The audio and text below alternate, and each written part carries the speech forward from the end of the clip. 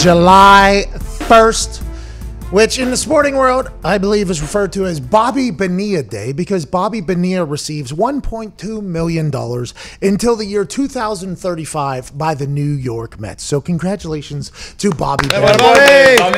He has been getting this since the year 2000, so that is a 35-year deal. Okay, not a bad setup. Seems to be brilliant. And I've always talked about this. I go to a gas station. If I see scratch-offs, I'm grabbing them. And you know which ones I'm grabbing? I'm grabbing the ones that give you like $1,000 a week for the rest of your life. I'm grabbing the ones that give you $7,000 a month for the rest of your life. I'm grabbing the ones that for 50 years because I think that if I know that at least something's coming forever, I could sleep better at night. And the fact that baseball agents are doing this for baseball players is absolutely brilliant. But we learned quickly this morning with a little search that Bobby Bonilla, not the only one and not the only sport that is making and getting these incredible long-term deals. We made a list of our favorites here. Ken Griffey Jr. is getting $3.6 million each year since 2009 all the way through 2024 from the Cincinnati Reds. So he's still in the middle of getting $3.6 million each year from the Cincinnati Reds. Kevin Garnett, basketball, how's it going? Retired in 2016. The Celtics owe him $5 million a year until the 2021-2022 season. That's an extra 6 years of getting $5 million. Good for him,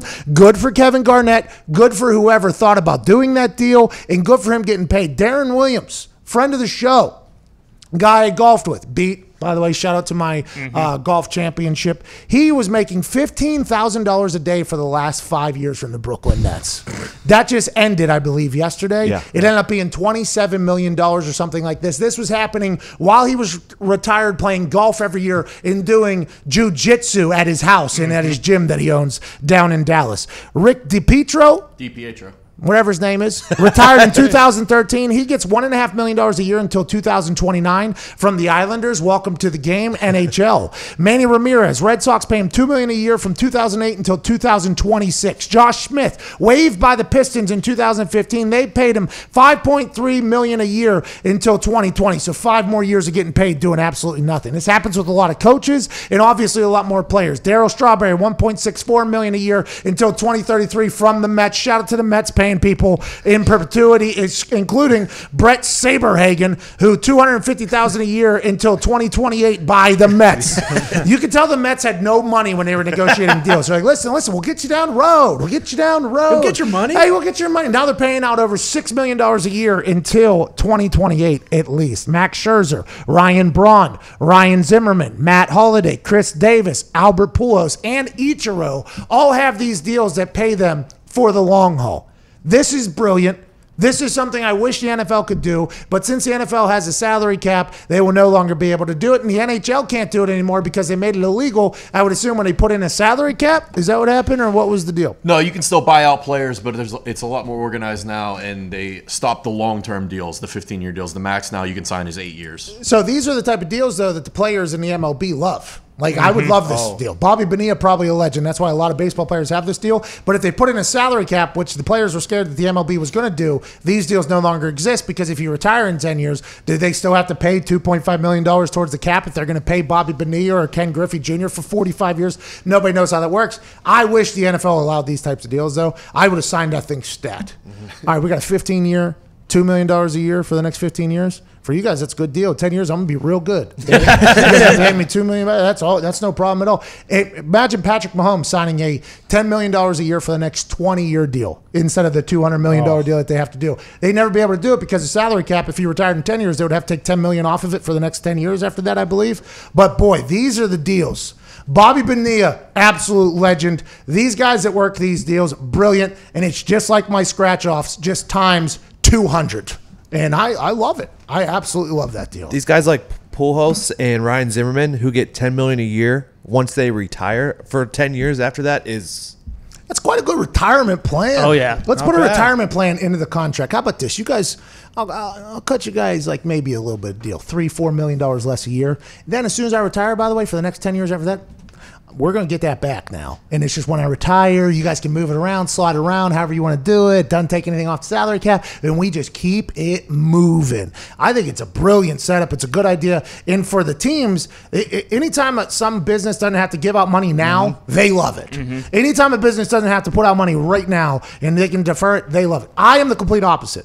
I would rather pay everybody everything. I don't lease anything. Probably a bad financial move. I own everything. I don't lease any cars. I've bought, I don't know, 8 cars at this point. Only drive one of them. Wasted money, but I refuse to lease it. I want to get it. I don't want to owe anybody anything. Houses, same thing. I was told, don't buy a house. Don't buy a house. You don't know what's going to happen. Got drunk, bought a house, went to the Kentucky Derby, came back, closed on the house, went on a vacation for a month, almost got my house foreclosed on because I thought it was on automatic pay, but I hate leasing or owing anybody anything. So if the businesses, though, get a chance to owe somebody 20 years now instead of putting up that money now, they love it. I'm the complete opposite. I would rather get my money now. But if I find somebody that'll pay me for the next 30 years a certain amount of money, I am signing that thing as fast as possible. Well, that's like the saying, I will gladly pay you tomorrow for a cheeseburger today. That's what these business or the baseball teams are doing. Hey, Tony business. Wow. Yeah. Tony business. And how about Ichiro just throwing interest on top of it? Yeah, 5.5% interest, by the way. If you guys want to do this BS, the longer this thing lasts, is $25 million. So Ichiro's deal is he will get $25 million at a 5.5% interest rate over the years after his retirement until at least 2032. Yes, so. I have no idea what that means. Is the 5.5% interest rate on what they owe him yearly or on the overall price? Nobody knows. But the fact that he was taxing them, he's like, well, listen, if you guys don't want to pay me now, I got to tax you. That's like if you need to pass the blunt to somebody, you got to tax them. Hey, listen, you could have got up and got it. That was on you. Tax them, got to do it. If you're passing food, take a little something that you could have got up. You didn't. So I got to tax you for it. 5.5% interest rate is a good interest rate too, as well for Ichiro. So that's he might be able to play until 2032 too, right? I mean, he could. Well, He's not, but he could play if he really wanted to. That's interesting because the NHL has a standard format where it's 2/3 of the remaining salary over twice the length of the deal that you buy the player out for. Oh, okay. Let me get out my calculator real quick. What? So they put this in to avoid situations like this a couple years ago with their CBS. So if you, let's say you sign an 8-year deal, you play through 6 years of it, and at that point you're determined, you stink now, you're not worth your salary. They'll buy you out, so you're going to get 4 more years on your deal at 2/3 of your normal salary. Smart. See, that's good business. That's good business. And these baseball business things that's why I thought the MLB was trying to blow up the season, because I thought they were trying to blow up all the contracts, because nobody understands how baseball is able to pay this amount of money to the people. I don't understand how. Oh, they have a lot of games. I get it. But aside from some cities, there's a lot of games are probably costing them money for more workers being in the stands than actual fans. I mean, that's just, I could be wrong there. I could be short-sighted. I'm sure some baseball nut is going to be like, nah, every single day they make at least blah, blah, blah, which makes sense. But these deals that the MLB set, it feels like with the rest of the leagues are like the players are all trying to get to the MLB, like guaranteed contracts, massive deals. Okay, let's hemorrhage the teams. If they want to spend, let's spend. But if you're the league, the MLB, and you look around at what the NFL does and what the NHL does and everybody else, if you're the MLB, you got to be like, we have to somehow figure out a way to stop. We're paying guys for 50 years. They don't even play. We're paying guys still.